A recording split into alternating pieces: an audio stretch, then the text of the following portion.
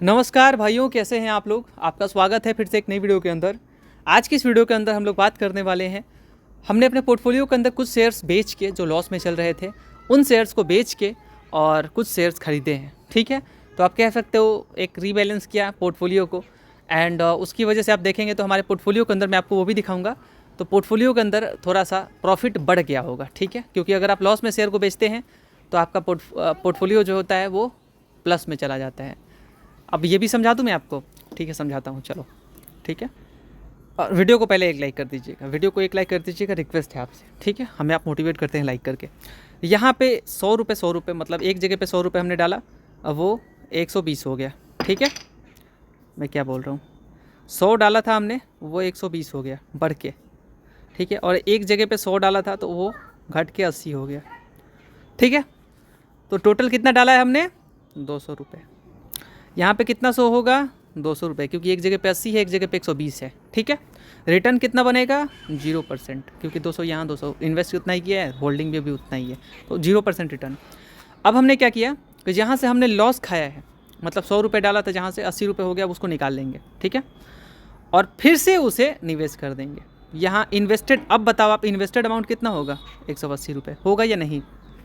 80 रुपये, 100 रुपये निकाल लिया, लॉस का था वो निकाल लिया, तो कुल मिला के 180 रुपये इन्वेस्टेड हो जाएगा। फिर से उसे डालेंगे तो अब जो वैल्यू 100 रुपये था वो तो 80 रुपये हो गया घट के। तो जब लॉस में हम शेयर को बेच दिए तो 80 रुपये में ही मिलेगा, क्योंकि जितना इन्वेस्ट किया उतना तो मिलेगा नहीं।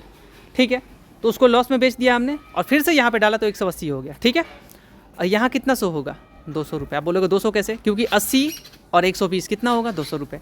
अब मेरे अपने लॉस में शेयर्स को बेचा तो यहाँ पोर्टफोलियो क्या दिखाएगा, डाला 180 और है अभी 200 रुपये, यानी कि समथिंग 10% से थोड़ा इधर उधर प्रॉफिट तो होगा या नहीं। 180 डाला था और 200 रुपये दिख रहा है, तो यहाँ प्रॉफिट तो हो जाएगा जब लॉस में शेयर को बेचते हैं, तो ऐसा होता है।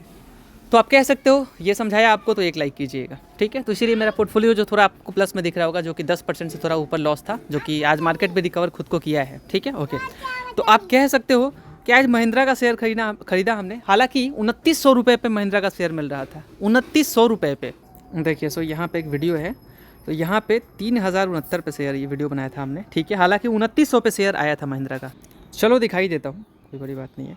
ठीक है, तो यह 7% मेरा लॉस है, क्योंकि 3390 का बाइंग प्राइस हो गया।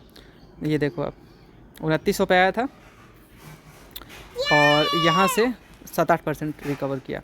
ठीक है, तो एक हमने महिंद्रा का शेयर बाई किया, जो कि मुझे यहाँ से अपसाइड पोटेंशियल दिख रहा है, लगभग 10-15% तो आराम से दिख रहा है। ठीक है, तो 10-20% जो भी कह लो आप, वो पोटेंशियल मुझे दिख रहा है, इसीलिए मैंने यहाँ पे डाला है। ठीक है, और जियो फाइनेंस को ख़रीदा 234-35 के रेट से, 235 के रेट से हमने जियो फाइनेंस को ख़रीदा, लॉस में शेयर्स को बेच के, और इनको ले लिया। ठीक है, अंबुजा सीमेंट का शेयर हमने लिया है, जो कि आप कह सकते हो 10 क्वांटिटी, तो वो लगभग 5000 रुपये हो जाएगा, तो 1% का रिटर्न समथिंग कह सकते हो कि हमने ले लिया यहाँ से, जो कि समथिंग आप कह सकते हो कि 49 रुपये प्रॉफिट है, 49.5 रुपये। तो अंबुजा सीमेंट काफ़ी गिरा है, आप देखेंगे तो काफ़ी गिरा है। एंड अभी तो मर्जर भी होने वाला है, ओरिएंट एंड एसीसी अंबुजा, तो अंबुजा के साथ ये मिलने वाले, मर्जर होने वाला है। ठीक है, ठीक है, ओके। काफ़ी गिरा है तो मैंने ख़रीदा है यहाँ पे। ठीक है, टीसीएस हमने ख़रीदा है, जो कि गिरा है, तो गिरावट में मैंने ख़रीदा 2384 के रेट से, हालांकि और थोड़ा नीचे आया था, 2360 के रेट से आया था, but daily all time high लगा रहा है, तो मैंने 2 शेयर बाई किया टीसीएस का। ठीक है, गोदरेज प्रॉपर्टीज़ का शेयर बाई किया है हमने 1551-52 के रेट से, जो कि अपना ऑल टाइम इधर लो ही कह सकते हो आप। टाटा मोटर पीवी का शेयर बाई किया है हमने, जो कि 8 शेयर बाई किया 313 के रेट से। ठीक है, एंड गोदरेज प्रॉपर्टीज़ का शेयर बाई किया, बजाज हाउसिंग फाइनेंस का 2, और कल्याण ज्वेलर का 376-377 के रेट से हमने बाई किया है 5 शेयर। ठीक है, ये कुल हमारा था आज का ट्रांजैक्शन, जो मैंने आपके साथ शेयर किया। ठीक है, तो पोर्टफोलियो थोड़ा सा हमारा प्रॉफिट में आ गया है, क्योंकि लॉस में था 10% समथिंग, तो वहाँ से प्रॉफिट में आ गया, क्योंकि शेयर्स अगर आप लॉस में बेचते हैं तो आपका पोर्टफोलियो थोड़ा प्लस में आ जाता है। ठीक है, हालांकि ये मत सोचना कि मेरे पोर्टफोलियो के अंदर इतना पैसा है जिससे कि एक पूरा गांव खा सकता है, ऐसा नहीं है, क्योंकि एक दिन खिलाओ तो ऐसा नहीं है।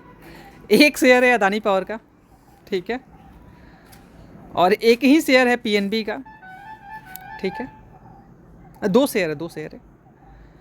पीएफसी का मेरे पास 1 शेयर है, ठीक है। तो मैं बेचता भी हूँ, ऐसा नहीं कि शेयर रखता हूँ। अनंतराज का एक ही शेयर है मेरे पास जिसमें 16% लॉस है।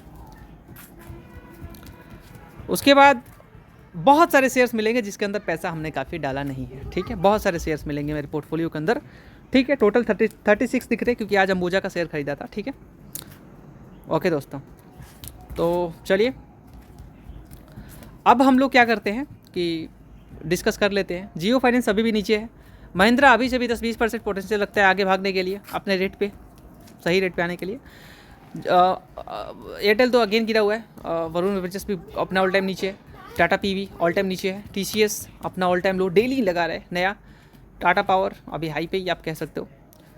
और हैवेल्स नीचे ही है। ट्रेंट नीचे ही है। आईआरएफसी नीचे ही है। आईटीसी नीचे ही है, काफ़ी नीचे कह सकते हैं आप। मतलब ये जो नाम लिया हमने अभी फिलहाल रिसेंट। अपोलो हॉस्पिटल तो ऊपर है बट फिर भी अच्छी कंपनी है, लॉन्ग टर्म में अच्छा पैसा बना के दे सकते हैं। गोदरेज प्रॉपर्टीज़ काफ़ी नीचे है। सन फार्मा तो अगेन अपने रेंज पे ही है।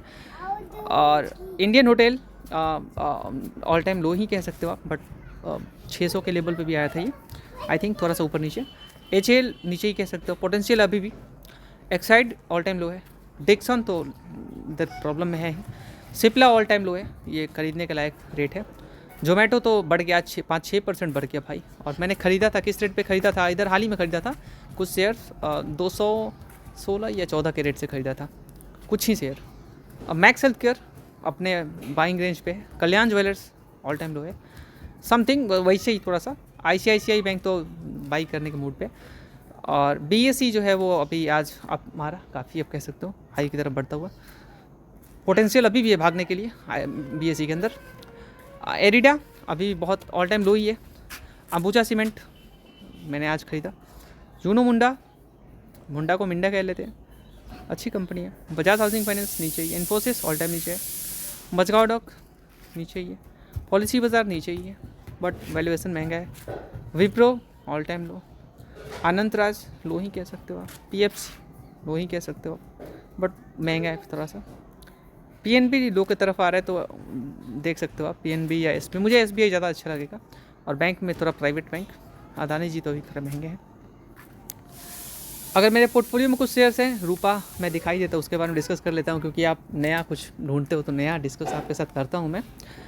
रूपा का हालत ख़राब है क्योंकि अगर आप देखेंगे तो शेयर जो है वो 5 साल में इवन ऑल टाइम में देख रहे हो किस स्थिति से शेयर गुजर रहा है अपने बुरे दिनों से, ठीक है। क्योंकि यही शेयर है जो 2021 में 518 का लेवल लगाया और वहीं 2017 में भी 480 का लेवल, 500 के करीब, ठीक है। 973 का मार्केट कैप है, ठीक है। 14 का PE है।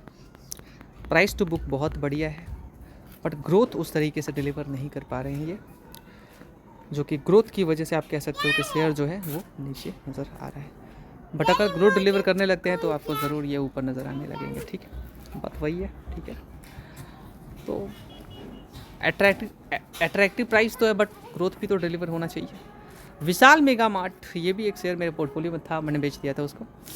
अब पता नहीं बेच के अच्छा किया या बुरा किया, बट बेचा तो शायद अच्छा ही किया क्योंकि कितना एवरेज करोगे। अच्छा एक बात मैं इस शेयर को दिखाना क्यों चाहता था ये पहले एक्सप्लेन कर लेता हूँ। इसको यहाँ से हटा देता हूँ वॉच लिस्ट से, ठीक है। और वेट, ठीक है। मैं इसको, अच्छा पहले इसके बारे में पहले बात करूँ, उसके बाद उसके बारे में बात करेंगे, उसके बाद वीडियो को एंड कर देंगे थोड़ा बहुत इधर उधर का बात करके। हिंडाल्को तो अभी नीचे ही चल रहा है। भारत इलेक्ट्रॉनिक्स को ऑर्डर मिला। एंड DLF ऑल टाइम लो पे ही चल रहा है। ये लोधा, गोदरेज प्रॉपर्टीज़, वारी तो भाई ऊपर चला है। NBCC ऑल टाइम लो ही कह सकते हो आप, नीचे ही कह सकते हो NBCC को क्योंकि बहुत नीचे है। ऑल टाइम लो नहीं बोलेंगे बट नीचे बोलेंगे। प्रॉब्लम है 52 वीक में देखेंगे तो कुछ खास मज़ा नहीं है बट हाँ ग्रोथ डिलीवर कर रहा है ये कंपनी, ठीक है। गॉडफ्रे फिलिप्स नीचे की तरफ ही है, ग्रोथ पोटेंशियल तो ठीक ठाक है। SBI नीचे आ रहा है, मेरे लिए अच्छी बात है। सुजलो नीचे ही है। ग्रासिम तो बढ़ गया थोड़ा बट इससे पहले देखेंगे तो काफ़ी गिरा हुआ था, 2500 के रेंज पे आया था। पॉलीकैब नीचे आ रहा है due to mid extension. HDFC AMC अच्छे प्राइस पे दिख रहे हैं। अब मैं विशाल मेगा मार्ट के बारे में थोड़ा बात कर लेता हूँ। जैसे कि अगर आप देखेंगे भाई चकमा दिया 152 का हाई लगा के 100 रुपये के करीब आ चुका है ये शेयर और यहाँ जो है 80,000 करोड़ का मार्केट कैप था या 70,000 ऐसे, नीचे आ गया। देख रहे हो आप कितना आ गया। वैल्यूएशन अब अच्छा दिख रहा है, यहीं पी दिख रहा था 115 120 ऐसा दिख रहा था हाल ही में, याद है आपको वीडियो बनाया था हमने उसमें। इसमें बड़े बड़े प्लेयर्स हैं भाई, ठीक है, ग्रोथ तो बढ़िया डिलीवर कर रहे हैं। इसमें प्लेयर्स की बात करें, म्यूचुअल फंड का 23-24% जो है होल्डिंग, और होल्डिंग बढ़ाया ही है, तो देख रहे हो आप इनका थिंकिंग से, इनके थिंकिंग आप देख रहे हो, होल्डिंग बढ़ाया ही है और होल्डिंग लगातार बढ़ाया है, ठीक है। लगातार होल्डिंग बढ़ाने के बावजूद बड़े बड़े नाम, बंधन स्मॉल कैप, और यहाँ पे आप देख रहे हो HDFC मिड कैप जिसके अंदर 2% से ऊपर 2.5% से ऊपर यहाँ स्टेक इन्होंने रखा है। तो काफ़ी सारे लोगों ने म्यूचुअल फंड में, बड़े बड़े म्यूचुअल फंड में पैसा डाला है और उनको भी चूना लगा है। तो ये मत सोचना कि चूना सिर्फ आपके साथ ही लगता है, चूना इनके पास भी लगता है, ठीक है। इसका मतलब ये नहीं होगा कि ये आपकी तरह स्टेक बढ़ा के 10% कर देंगे एवरेज करते करते। एवरेज देखो, मैं 3-4 मैट्रिक्स बताता हूँ। 30 से 40 कंपनी अपने पोर्टफोलियो में रखो, हाई ग्रोथ वाले, अलग अलग सेक्टर से बिलोंग करने वाले। एक सेक्टर में 10% से ज़्यादा कैपिटल नहीं डालना है और एक शेयर में 3 से 5% के करीब ही डालना है, डाइवर्सिफाइड रहेगा, या एक सेक्टर के ऊपर 10% से ज़्यादा नहीं डालना है। क्लियर है, चलो ठीक है। और सेक्टर में भी भाई 2-3 शेयर रखो, एक ही मत रखो, ये भी रिकमेंड है, मेरे तरफ से रिकमेंडेशन है आपके लिए। एंड ऑल्सो और क्या, बस इतना ही, थोड़ा बहुत फॉलो कर लो, एवरेज करो, बाई करो तो एवरेज भी करो। एंड चलो ठीक है। तो यहाँ इनको भी चूना लगा है, ठीक है, एवरेज करके भी 3 से 5%, समझ रहे हो आप कैपिटल का। तो आप कह सकते हो चूना इनको लगा है। एंड ग्रोथ तो बढ़िया कंपनी डिलीवर कर रही है, बट अब ये जिस रेंज पे आ रहा है मुझे बढ़िया लग रहा है, ठीक है, मुझे बढ़िया लग रहा है। और नीचे आ जाए चूना सबको लगेगा, तो ये मत सोचना कि बड़े नाम होने के बावजूद यहाँ पे चूना नहीं लग सकता है, चूना लग सकता है। तो दोस्तों उम्मीद करता हूँ कि आपको आज का वीडियो पसंद आया होगा। और मार्केट के अंदर काफ़ी कुछ न्यूज़ भी है, जैसे गोल्ड सिल्वर तो थोड़ा बहुत चमक रहा है, ठीक है, सिल्वर तो वही बात है, लेकिन उतना कुछ खास मोमेंट नहीं है। मैंने देखा था MCX पे कुछ मोमेंट नहीं है, गोल्ड थोड़ा सा चमका था, सिल्वर थोड़ा सा गिरा था, ठीक है। यहाँ पे ETF का बात अलग है, ठीक है। और ओला का तो झोला फट रहा है, डेली फट रहा है। रिलायंस पावर का भी हालत ख़राब है। अदानी जी का गैस निकल चुका है, बहुत ज़्यादा हो गया था। जोमेटो तो भागा, अच्छी बात है। नैल्को, सेल सब भाग रहे। विप्रो गिर रहा है भाई, ऑयल वाली कंपनीज गिर रही हैं, विशाल मेगा मार्ट वही हाल है। Thank you so much for watching this video guys, thank you so much. Like ज़रूर कीजिएगा।